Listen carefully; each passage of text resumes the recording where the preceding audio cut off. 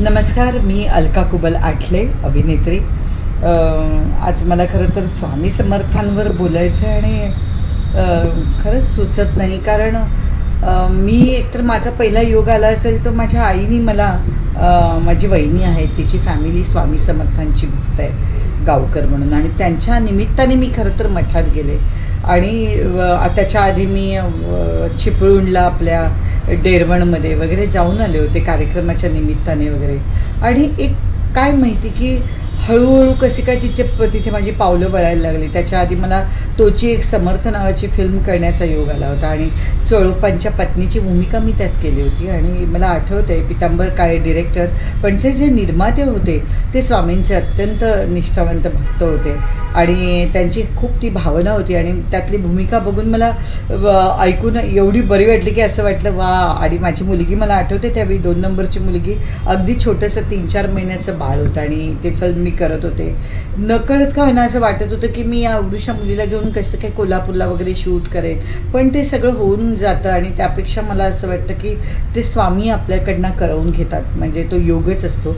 आणि दाजी भाटवडेकरांनी त्यात स्वामींची भूमिका केली होती, अप्रतिम भूमिका केली होती. म्हणजे दाजी जेव्हा तयार होऊन यायचे असं वाटायचं की वा, स्वामीच आलेले आहेत की काय, एवढं. आणि मला अजूनही आता त्याची अनुभूती बऱ्याच वेळा येत असते. म्हणजे मी काही कुठली टेन्शन्स आली, काही आले की पहिली अगदी स्वामींकडे मठात जाते.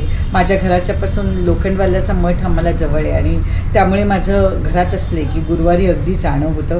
काही नाही, त्यांच्याकडे काही मागावं लागत नाही, काहीच नाही. ती कुठली अंधश्रद्धा नाही की तुमच्याकडनं काही मागितलं जातं, कुठेच काही नाही. तुम्ही मनापासून त्यांच्यावर श्रद्धा ठेवा, विश्वास ठेवा. तुमचं मन मोकळं नाही केलं तरी स्वामींना कळत असावं, असं तुम्ही मनाने एकदम न्यूट्रल होऊन येता आणि सगळी टेन्शन्स तुमची जातात.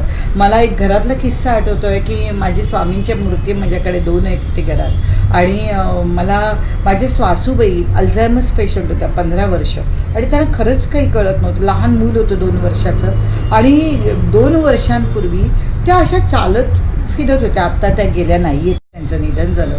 पण तिथे माझी स्वामींची मूर्ती ठेवली होती. मी इथे पेपर वाचत होते, त्यांनी ती स्वामींची मूर्ती घेतली आणि अशी वरून ती टाकली. आणि मला ते स्वामींच्या मूर्तीचे एकदम असे तुकडे झालेले पावतच नव्हतं. मी अशी रडायला लागले आणि त्यांना मी नाही काही बोलू शकत होते, कारण ते एक लहान मुलं होतं. आणि मला कळे ना की आज स्वामींच्या प्रकट दिना दिवशी आईला ही बुद्धी काय झाली, खरंच काही कळत नव्हतं. आणि मी एकदम बेचैन होऊन गेले. म्हणजे त्या दिवशीचा माझा दिवस असा, मी स्वामींची माफी मागितली, सगळं झालं, पण काही मनातनं जाईना. आणि आत्ता जेव्हा मी सोलापूरला गेले आणि मला स्वामींच्या मूर्त्या बनवतात ते संदीप पवार, ते भेटले आणि त्याने मला स्वामींची मूर्ती जेव्हा पुन्हा भेट दिली आणि मी ती मूर्ती माझ्या हातात घेतल्यावरच मला मला माहिती नाही, माझ्या अंगावर असं सरसरून काटा आला आणि मी त्या जागेवर पुन्हा येऊन ती मूर्ती ठेवली.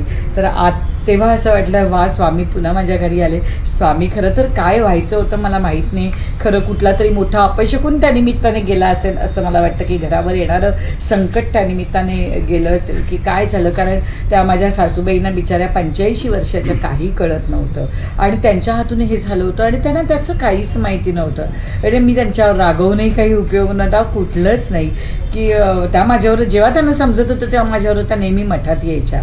तर हे काय घडून गेलं होतं माहिती नाही, पण जे काही आहे ते मला प्रत्येक वेळी मला असं वाटतं आत्तापर्यंत मला मिळालेलं यश आहे किंवा मला कोणी स्वामी परिवारातलं भेटलं की खूप आनंद वाटतो. आणि ती माणसं नकळत माझ्या आयुष्यात जोडली जातात. कुठल्या तरी कामाच्या निमित्ताने कोणीतरी माझ्याकडे येतं आणि म्हणतात अरे तुम्ही स्वामी परिवाराचे आहात, माझ्याकडे एवढे स्वामी ठेवलेले पाहून.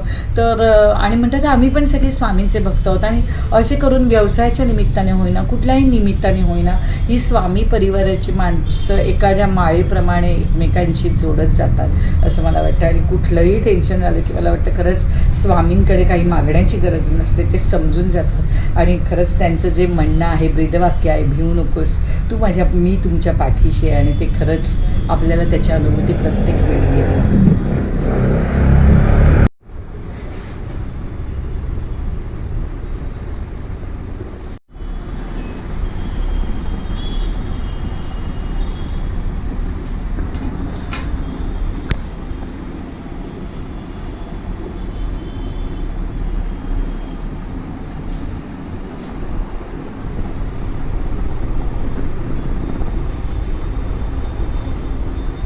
बाहेरची साडी तुमची एकदम हो ना हो. योग असतो.